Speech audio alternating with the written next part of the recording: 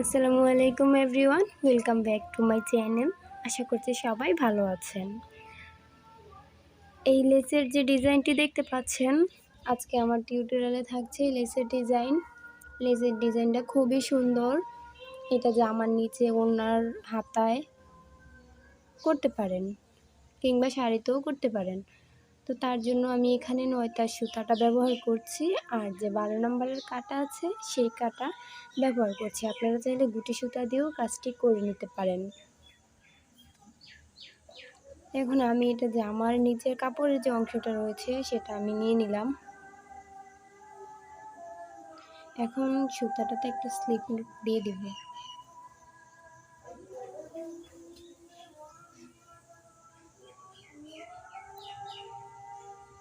একটা slip note দিয়ে দিলাম। এখন কাপড়ে সুতা অ্যাড করব।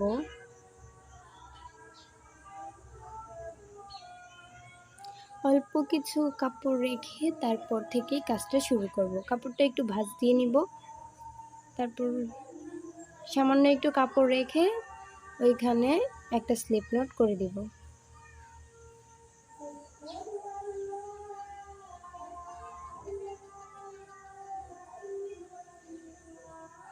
স্লিপ নোট হয়ে গেছে। এখন আমি এখানে একটা চেইন করে দিব।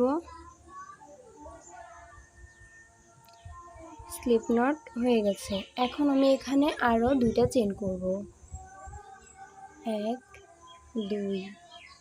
এখন টোটাল 3টি চেইন হলো। এখন এই যে প্রথম স্লিপ স্টিচের যে গোড়াটা রয়েছে সেখানেই আমি আরও একবার ডাবল ক্রোচেট করে দিব। এখানে কিন্তু একটি ডাবল ক্রোচেটের সমান হয়ে গেছে 3টি চেইনে। এখন আবার ঠিক এই ফাঁকাতেই একটি ডাবল ক্রোচেট করে দিব।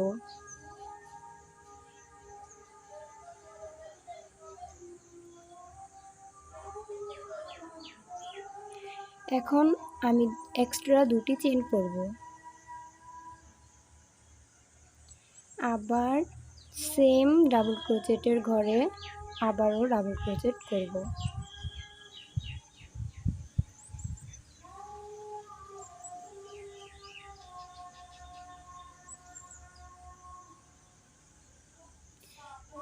আরও একটি ডাবল ক্রোচেট করে নিলাম। এখানেও 2টি ডাবল ক্রোচেট করে নিয়েছি।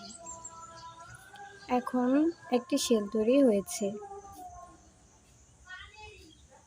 4 5 6 6টি চেইন করে নিয়েছি। এখন এই 6টি চেইনের সমপরিমাণ দূরত্বে গিয়ে এখানে আমি ডাবল ক্রোচেট করব, চেইনের দূরত্ব অনুযায়ী। 6টি চেইনে ঠিক যতটুকু অংশ যাবে এখানে ডাবল ক্রোচেট করব একটি।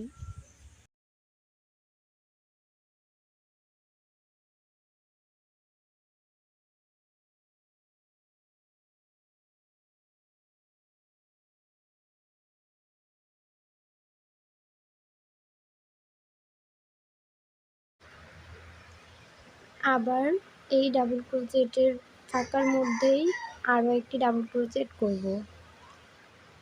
2টি ডাবল ক্রোচেট করেছি। এখন 2টি চেইন করব। আবার 2টি ডাবল ক্রোচেটের নিচেই আরও 2টি ডাবল ক্রোচেট করে দিব। এটা আমার একটা শেলের মতো তৈরি হবে। 2টা ডাবল ক্রোচেট, মাঝে 2টা চেইন।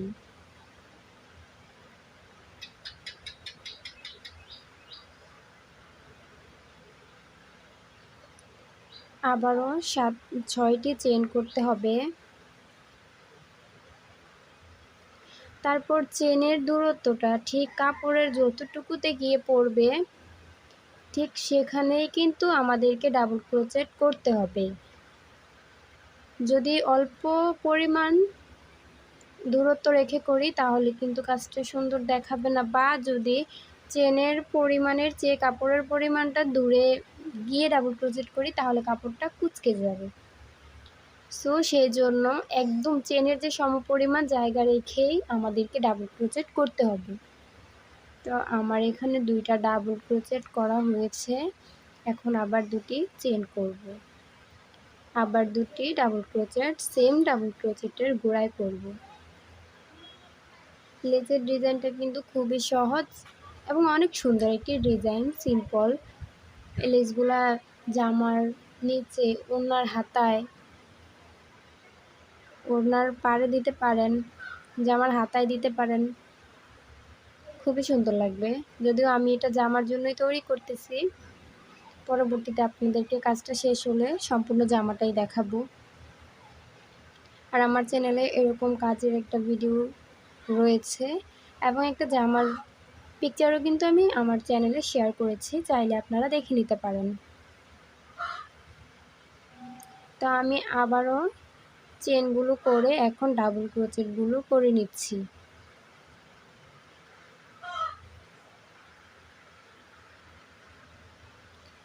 আরেকটা ডাবল ক্রোচেট করব একবারে এই ডাবল ক্রোচেটের ফাঁকাতেই। আবার দুটি চেন করব, আবার দুটি চেনের যে গোড়া রয়েছে সেখানে গিয়েই আমি আবার দুটি ডাবল ক্রোচেট করে দিব।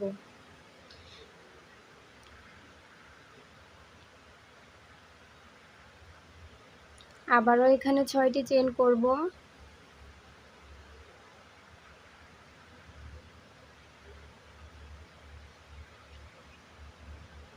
আবার চেনের এই যে সমপরিমাণ দূরে গিয়েই কিন্তু কাপড়ে ডাবল ক্রোচেটটা তুলব।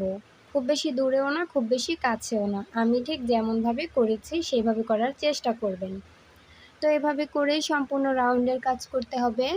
আমি সম্পূর্ণ রাউন্ডের কাজ শেষ করে তারপর আবার কাজটা দেখাচ্ছি।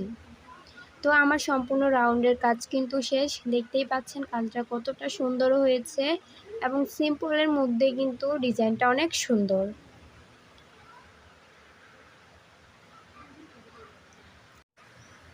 আশা করছি লেজের ডিজাইনটি আপনাদের ভালো লাগবে।